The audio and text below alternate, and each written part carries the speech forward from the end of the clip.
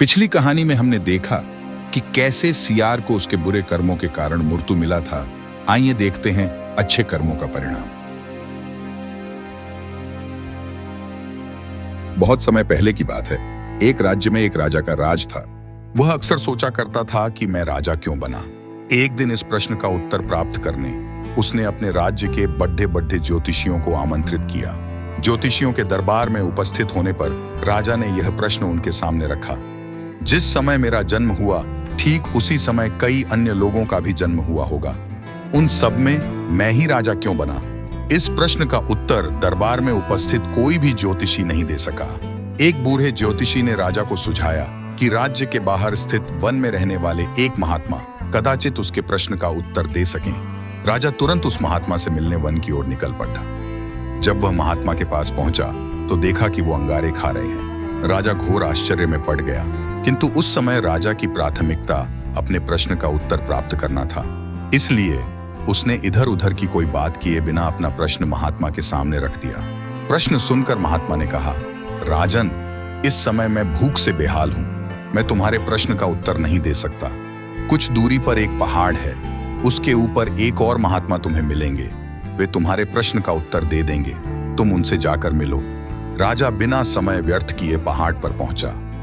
वहां भी उसके आश्चर्य की सीमा नहीं रही जब उसने देखा कि वहां वह महात्मा चिमटे से नोच नोच कर अपना ही मांस खा रहे हैं। राजा ने उनके समक्ष वह प्रश्न दोहराया। प्रश्न सुनकर महात्मा बोले, राजन, मैं तुम्हारे प्रश्न का उत्तर नहीं दे सकता।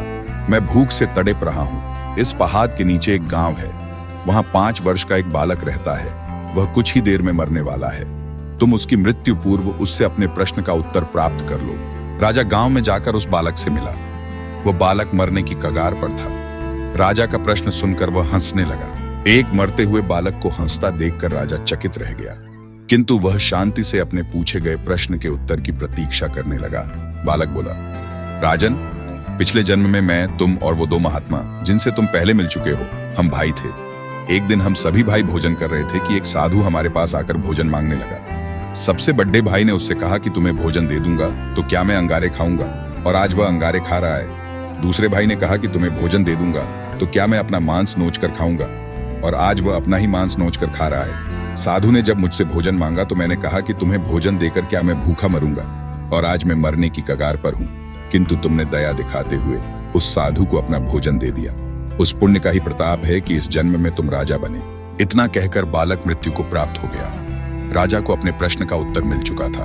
वह अपने राज्य की ओर चल पड़ा। अच्छे कर्म का अच्छा फल मिलता है, इसलिए सदा सत्कर्म करो और जहां तक संभव हो दूसरों की सहायता करो।